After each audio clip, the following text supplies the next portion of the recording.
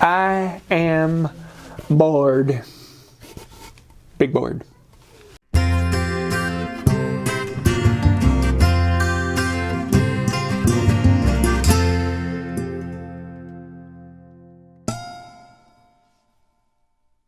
Hey y'all, I'm James Wright and welcome to my shop. This last week has been another fantastic week in the shop. We've gotten a lot of things done. Actually done some woodworking, which has been phenomenal. 2 videos that I had come out this last week, well actually I had 3 this last week. I did a video on how do you actually set up and sharpen spokeshaves. Since I did the video on actually making them, had a lot of questions about how do you tune them up. And so there's a whole video about how do you do anything with these traditional spokeshaves.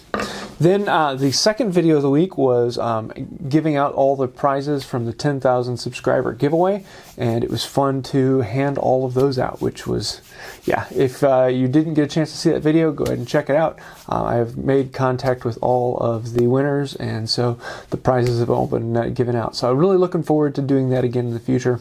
Maybe when I hit 20,000, we'll see. On my way there. So the third week was on making these clamps. And a lot of you have seen these hanging up on my wall, and I really enjoy them. I love them. Well, Wildman Tech gave me a call, and he made the hardware for them, and I made all of the wood pieces, so we kind of did a collaboration. Well, I'm giving away a pair of these on my channel, and he is giving away another pair of them on his channel. So if you want a chance to win these, you actually have 2 chances. So if you didn't win anything in the 10,000 subscriber giveaway, you have a very good chance of winning them, especially over on his channel, because he has far less viewers over there, so he actually you have a much better chance of winning them over there. So go check out his channel. Then other things going on in the shop in this week, I've actually been working on the dresser. I am working on all of the drawer fronts. And I didn't have enough of the really good figured wood for a solid drawer front for all of the drawer fronts, because the 7 inches, most of the lumber I had was about 6.5 inches. So I decided to actually make all of the drawer fronts 2 pieces and put a seam right down the middle of all of them. And rather than trying to match and hide that seam, because I really wanted to use heavily figured wood, I decided to exemplify that seam. So one side of it will have very curly wood, and the other side of it will have the rays from the white oak. So it'll be kind of an interesting idea that I'm kind of playing with, making the glue seam kind of stand out. Don't know how it'll come out, but we'll have fun with it.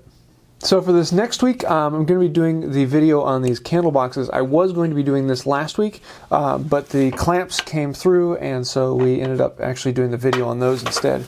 So a lot of people have been asking, how do you make these? Because I did a video a while ago on making a candle box for my wife. And yeah, I thought that'd be kind of fun. So I'm doing an actual how-to video on making this.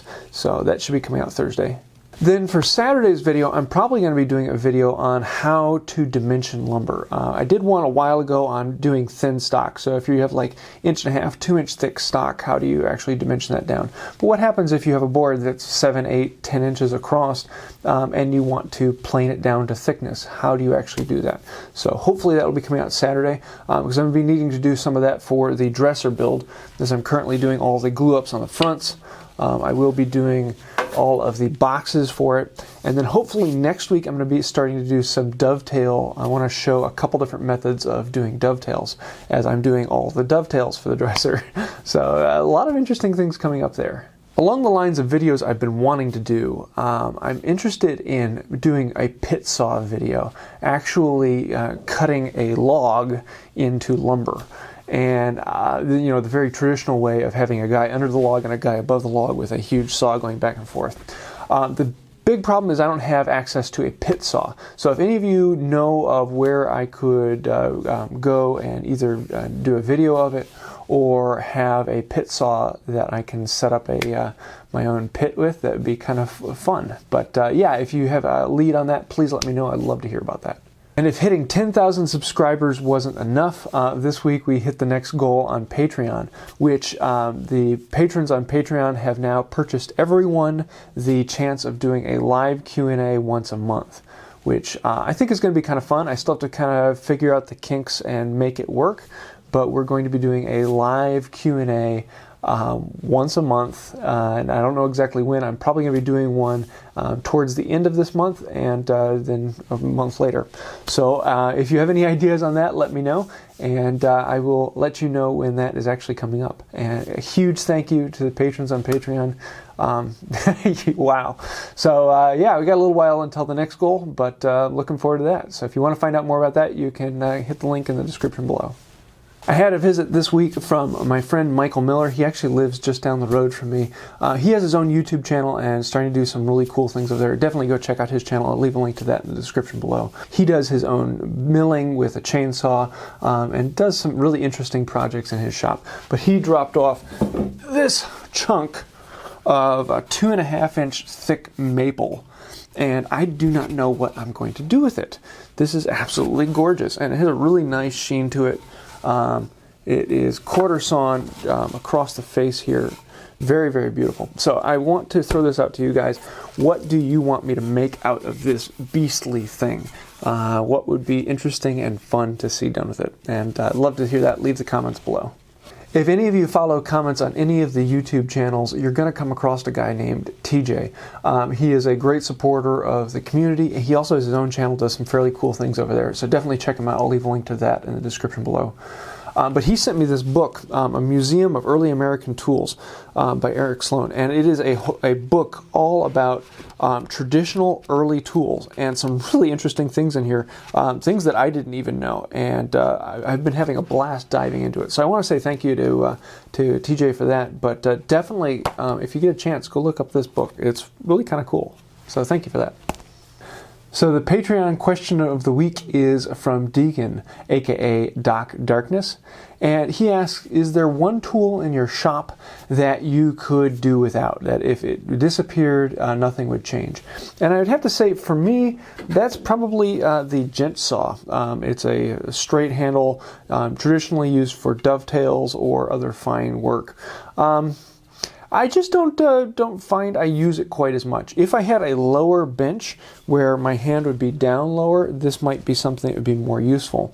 But my bench is actually very high for most benches, and so this becomes a little more cumbersome to use. So yeah, as much as they have a great use and great purpose, it is not as much for me. And for dovetails and things like that, I'm probably going to be using my Bearcat dovetail saw. So yeah, I can probably get rid of that. The shout out for this week goes to ZH Fabrications. He is actually a co-host on the podcast that I am on, and a really cool guy, a great friend of mine. But he just put out a video this week on a bar height table that is really, really incredible. It did a lot of interesting things to it that I wouldn't have done myself because I wouldn't have thought of it. Just a great amount of inspiration. The legs are made out of steel, but the spreader that goes between them is made out of wood. And it is actually tenoned through the steel. So the steel has the mortise, the wood has the tenon, and then he put a tusk tenon through it to pin it in place. But rather than putting it vertical like you'd expect, he put it horizontal across it. Made it great stand out. The top is live edge. Just a really, really cool video, and he's been pumping out some things amazingly. He is one of the fastest growing YouTube channels I know of, and he will probably be passing my channel up here any day now. And definitely go take a look at him. So I'll leave a link in the description below. And a beautiful, beautiful channel, and thank you for that, Zach. A lot of inspiration there. So that's about it for this week. I hope you enjoyed it. I have been actually compiling a list of the tools that I like and use and putting it up on my website so you can see what I want. So you can go look at that in the description below. If you like this video, please hit like and think about subscribing. Also want to say a huge thank you to the patrons on Patreon. You guys are incredible, and one of the main reasons why this channel is here today. If you want to find out more about that, you can click the link over here. And if you like this video, you might like one of these others. And until next time, have a wonderful day.